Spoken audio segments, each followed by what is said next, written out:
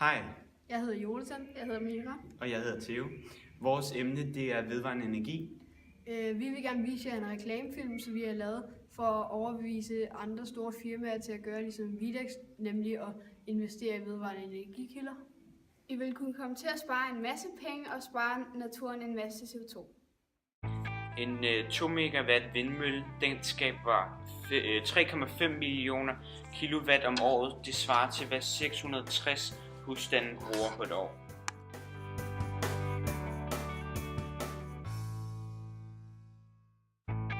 Hvis mere end 25% af dit firmas energiforbrug er grøn energi, får du et mærke på dine produkter.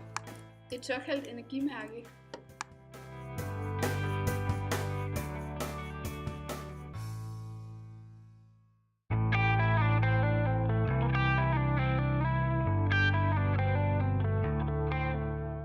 En vindmølles levetid ligger cirka på 20 år.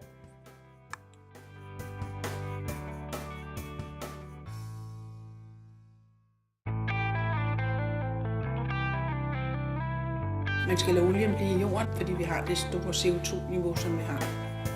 Som jo desværre kun bliver større og større.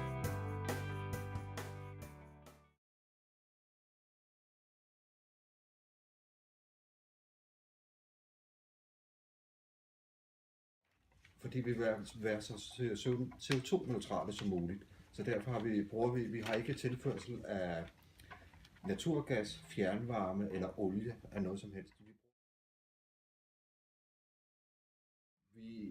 Hvis vi producerede på det tidspunkt, der vinden blæser, det vil sige, hvis at vores medarbejdere kom i virksomheden og siger, nu blæser det, så vil vi kunne dække 95% af vores el, og det vil sige til vand og varme og så videre, og til opvarmning.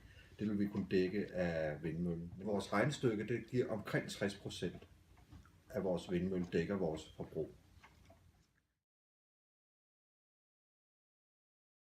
Vi har 600 kvadratmeter solceller fordelt rundt på bygningen, og de leverer den årlige produktion af 38.000 kWh, hvor vindmøllen den producerer 3,5 millioner kWh. Så sparer vi omkring 1.900 tons CO2 årligt, sparer vi naturen for.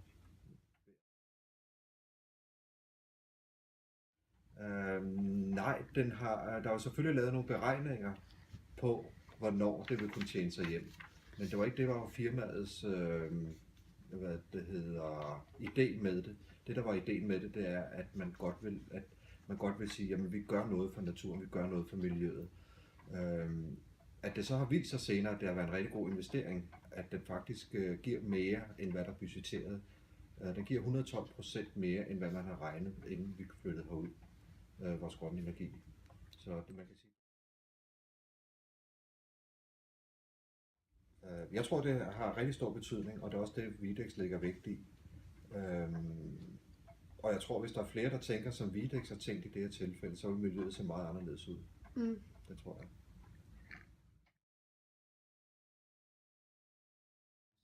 Jeg tror, det vil være medvirkende til, at vi ikke har så meget CO2 i vores atmosfære, hvis vi alle sammen tænker, som firmaet her har gjort. Ja.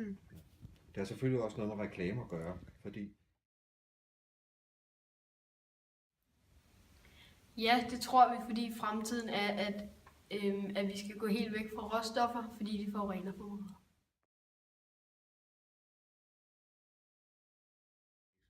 Det vil jeg mene, ja. Det er i bund og grund, at det kunderne, der bestemmer. Og hvis kunderne har at vælge mellem 2 høreapparater, og deres holdning er, at vi skal spare på energien, så kan det være en vigtig faktor til, at de vælger vores høreapparater. Altså, jeg vil vælge det med energimærket. Og jeg synes også, os, der har råd til det, skal også tage de valg. Det synes jeg faktisk godt, man kan sige, at man har et ansvar. Og gå foran faktisk på den måde.